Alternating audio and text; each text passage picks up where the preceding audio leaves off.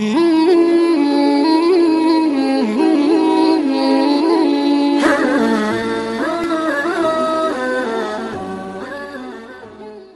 امت مسلمہ میں اختلاف کیوں ہوتا ہے،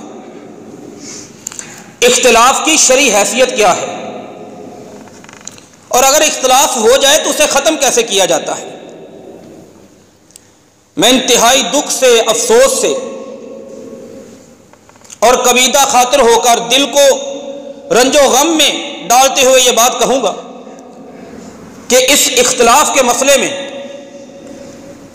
کم از کم نرم سے نرم لفظ یہ بنتے ہیں کہ کچھ لوگوں نے انتہائی جرات اور بدماشی سے کام لیا ہے، ایک ایسا عمل جس کی قرآن نے انتہائی مذمت بیان کی، انتہائی مذمت بیان کی، جسے کافروں کا، یہودیوں کا، نصارہ کا، عیسائیوں کا عمل قرار دیا، شیطانی عمل اسے قرار دیا۔ کچھ لوگوں نے اس اختلاف کو اٹھا کے قرآن، سنت اور انتہائی نیکی والا عمل بنا کے رکھ دیا اس دور میں، اور اپنے اس مدعا کے اس بات کے لیے، اپنے دعویٰ کو ثابت کرنے کے لیے، اپنی بات کو سچ بنانے کے لیے ڈرے نہیں، جھجکے نہیں۔ انہیں جعلی 2 نمبر روایتیں بنانا پڑی، انہوں نے بنا ڈالی۔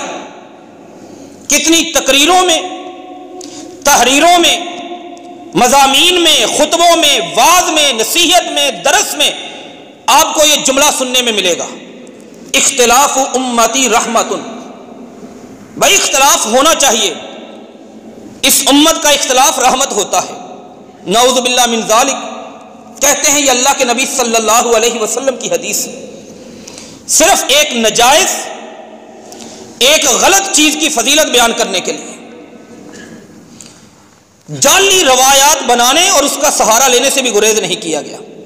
یہ روایت اختلاف امتی رحمت، ماضی قریب کے ایک محدث ناصر الدین البانی رحمۃ اللہ علیہ، ان کی کتاب السلسلۃ الضعیفہ، کمزور روایتیں، بناوٹی روایتیں، لوگوں کی اپنے مسلک، اپنے مقصد، اپنے مفاد اور اپنی غرض کے لیے بنائی ہوئی روایتیں، ان تمام کو انہوں نے ایک جگہ پہ اکٹھا کرنے کی کوشش کی۔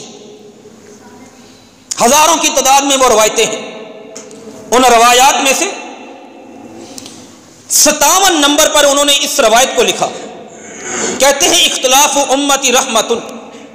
لوگ کہتے ہیں یہ نبی کی حدیث ہے، فرماتے ہیں لا اصل لہو، یہ ایسا جملہ فکرہ ہے قرآن و سنت کے اندر اس کی کوئی اصل نہیں ملے گی، ذرا سی بھی اصل نہیں ملے گی۔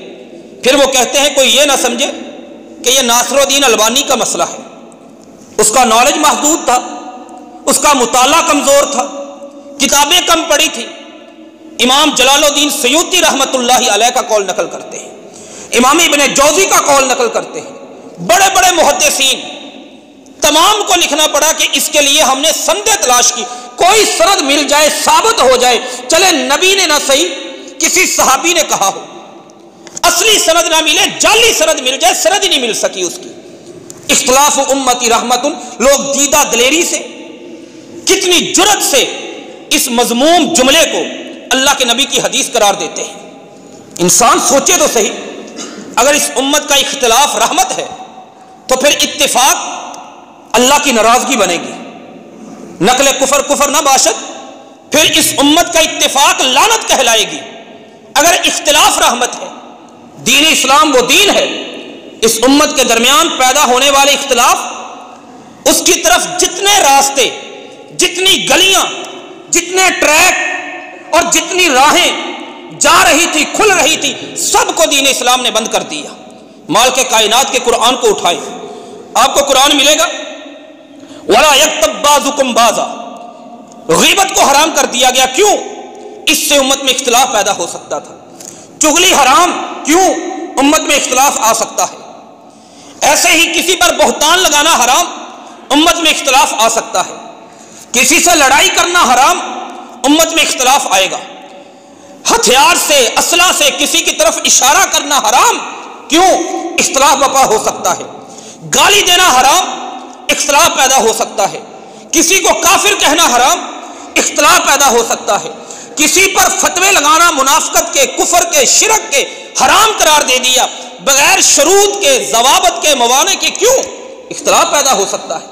امت مسلمہ کو اتفاق کی، اتحاد کی، وحدت کی، جگانگت کی، ایک ہونے کی، مضبوط ہونے کی قرآن و سنت تربیت کرتے ہیں۔ یہ نہیں کہ اختلاف رحمت ہے۔